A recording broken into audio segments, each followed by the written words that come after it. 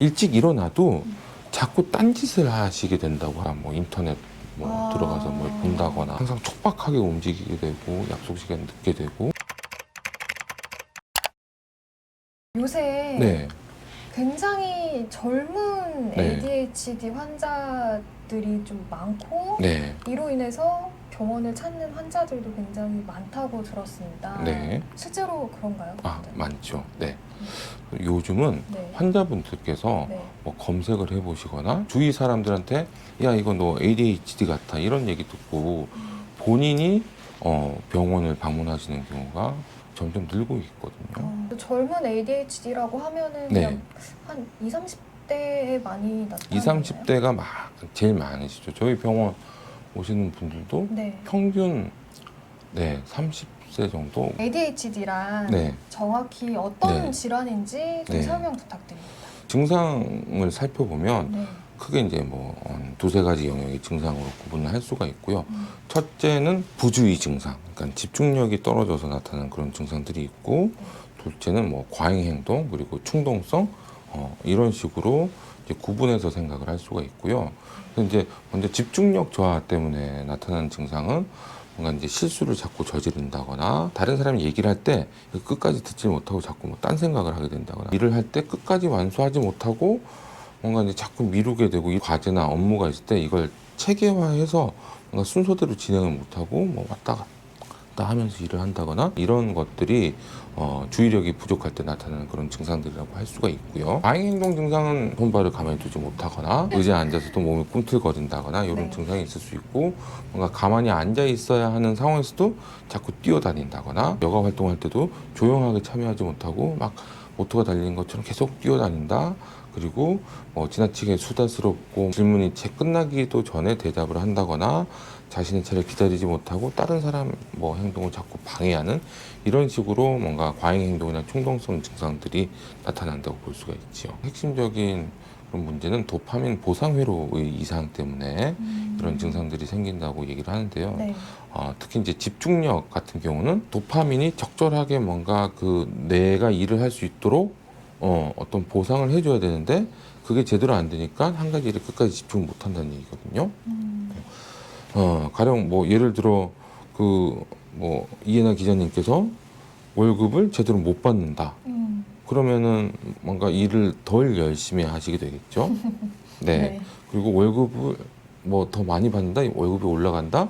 그러면은 뭔가 일을 더 열심히. 그쵸. 네, 그렇죠. 네. 뇌도 비슷한 원리로 움직인다고 생각을 할 수가 있거든요. 우리 뇌에게 일종의 월급을 주는 게 그 월급이 도파민이라는 신경 전달 물질이라고 볼 수가 있고요. 누클레우스 아쿰벤스라는 특정 뇌의 영역이 있는데 거기서 이제 도파민이 얼마나 분비되느냐에 따라서 뇌가 내가 일한 것에 대해서 적절히 보상을 받았다고 생각을 하게 되는데, 문제는 ADHD가 있으신 분들은 이런 보상이 제대로 안 주어지니까 그래서 일하다가 뭐 저기 딴 일하고 뭐 책 보다가 핸드폰 잠깐 봤다가 이런 식으로 자꾸 행동을 하게 되는 거거든요. 네. 약물 치료도 주로 이제 도파민 그리고 도파민 말고 이제 노르에피네프린이라는 신경 전달 물질 여기에 작용하는 약들이 치료에 사용이 되고 있습니다. 사람들이 이걸 단순히 내 성격이라고 생각할 수도 있을 것 같아요. 그렇죠. 이게 과연 병일까? 네.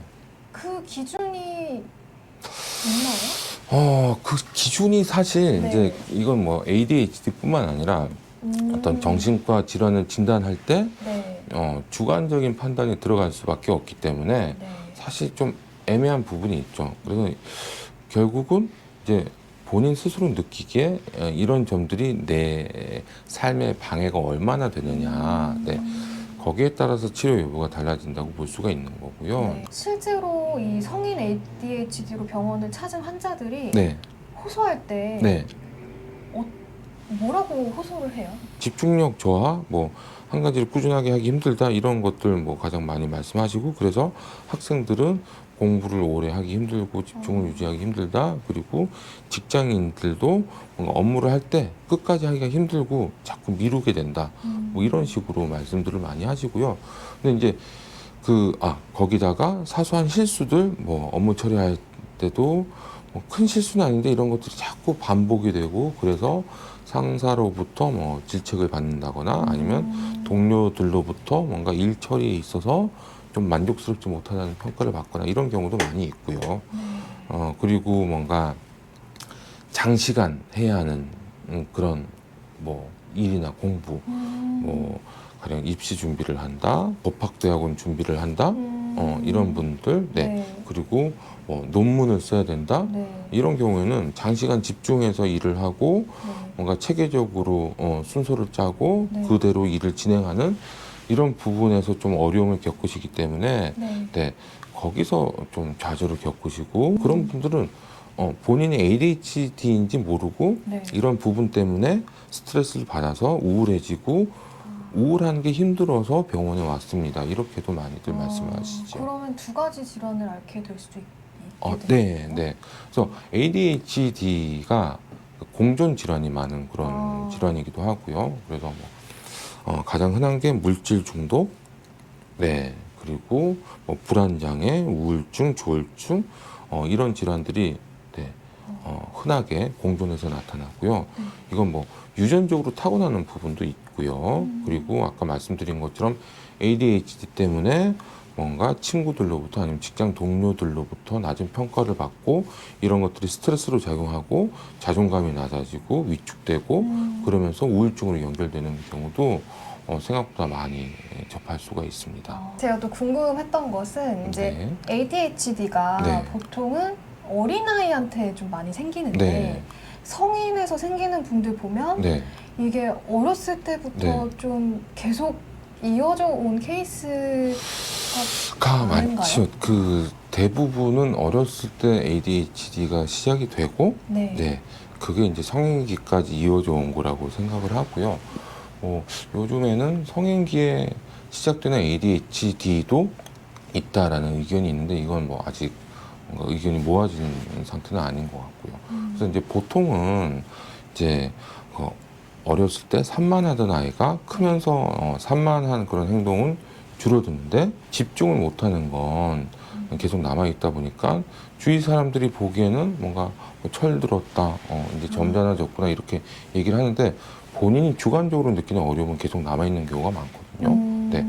근데 그런 분들이 이게 ADHD라는 거를 모르고 지내시다가 네. 네, 나중에 와서 뭐 정보를 접하시고 네. 이게 뭐 ADHD구나 알고 이제 병원을 찾으시거나 아니면 아까 말씀드렸던 것처럼 다른 문제 때문에 병원에 방문하셨다가 ADHD라는 걸 알고 그때부터 이제 치료를 시작하시게 되는 경우도 있죠. 네. 어렸을 때 치료를 받았으면은 이어지지 않았을 수도 있는 질환일 수도 있나요? 약간 ADHD는 약간 눈이 나쁜 거랑 비슷하다고 생각하시면 될 것 같고요. 네. 이게 뭐 안경을 쓰면 잘 보이지만 안경을 벗으면 잘 안 보이는 것처럼, 네. 그러니까 약물 치료를 받으면 좋아지는데 약물 치료를 중단하면 뭐 그런 효과가 좀 떨어진다고 볼 수가 있고요. 물론 ADHD도 약물 치료뿐만 아니라 인지행동 치료라든지 이런 이제 다른 뭐 여러 가지 그런 치료법을 함께 적용해서 치료하긴 하지만 네. 가장 기본이 되는 건 약물 치료라고 볼 수가 있고요. 네. 네. 그래서 이제 치료를 중단하면 이제 그런 어려움을 다시 겪으실 수가 있죠. 근데 ADHD가 있다 하더라도 네. 그러니까 뭐 내가 해야 하는 일 자체가 그렇게 오랜 집중력을 필요로 하지 않는다. 내지는 지금 내가 집중하는 정도면 굳이 뭐 치료가 필요하지 않다. 그렇다면은 네, 약물 치료가 꼭 필요한 건 아니라고 볼 수 있죠. 그러면 물론 딱 잘라서 말하기는 힘들겠지만 네, ADHD는 약물 치료가 좀 잘 되는 잘 되는 질환이라고 잘 볼 수 되는 있습니다. 네, 질환인가요? 오히려 다른 치료에 비해서 네. 굉장히 약물 치료에 대한 반응도 좋은 편이고 네. 환자분들께서 느끼시는 만족감도 굉장히 큰 편이고요. 네. 네.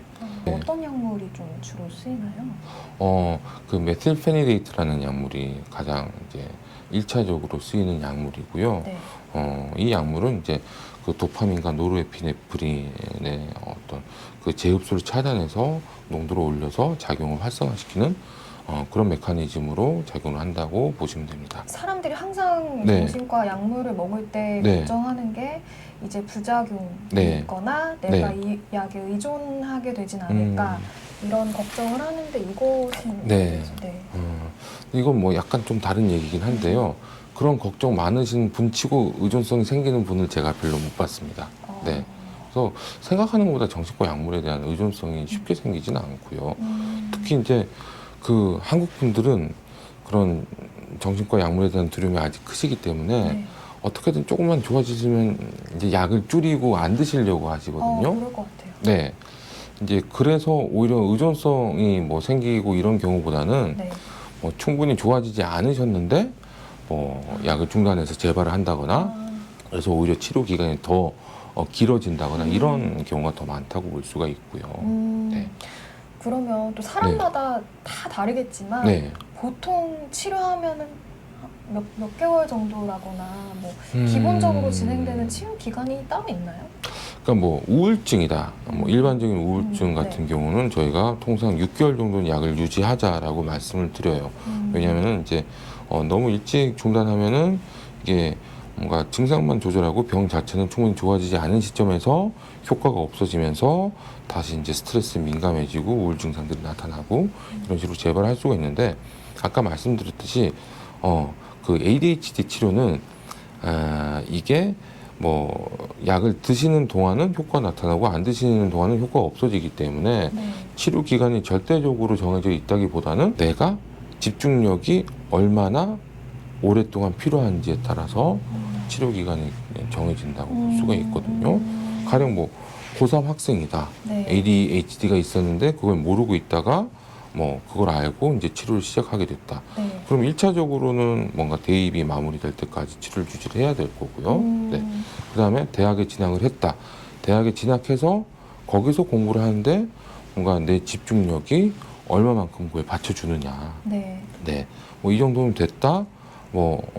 싶으면은 굳이 치료를 지속을 안 해도 괜찮을 수가 있고 주중에 출근해서 일할 때 말고는 뭐 그 주말에 쉴 때는 굳이 내가 집중력을 이렇게 유지할 필요가 없다라고 생각하시면은 네. 주중에 출근하실 때만 약을 복용하신다거나 네. 이런 식으로 치료를 유지를 할 수도 있는 거죠. 상담 치료가 많이 필요한 질환처럼 보이진 않는데 네. 어떻게 좀 진행이 되나요? 사실 뭐 아까 말씀드린 뭐 학업이라든지 업무 성취도의 저하 이런 것들이 뭐 우울증으로 연결되기도 하고 그다음에 이제 대인 관계에 있어서도 상대방 말을 끝까지 집중을 못하니까 다른 친구들끼리 대화를 나누고 있는데 거기에 끼지를 못하고 약간 동문서답을 하게 되고 그러다 보니까 대인 관계도 위축이 될 수가 있고요. 또 뭐 다 그러신 건 아닌데 뭔가 이제 술, 담배라든지 아니면 다른 마약이라든지 게임이라든지 이런 데 빠져서 뭔가 2차적인 문제가 발생을 하시는 경우도 많기 때문에 거기에 대해서도 우리가 접근을 해서 환자분들을 도와드려야 되거든요. 그래서 뭐 나는 산만하다 뿐만 아니라 나는 의지가 부족해. 나는 일을 시작하고 나서도 뭔가 마무리를 짓지 못하고 나는 항상 뭐 실패자 이런 생각을 갖고 계신 분들한테는 그 당신이 겪고 있는 문제가 의지의 문제가 아니라 ADHD라는 병 때문에 발생하는 거고 이거는 본인의 의지로 뭔가 조절하기 힘든 문제라는 그거를 설명을 드리고 받아들이고 뭔가 자책이라든지 낮은 자존감에서 좀 빠져나오실 수 있도록 도와드리는 그런 과정도 필요하고요.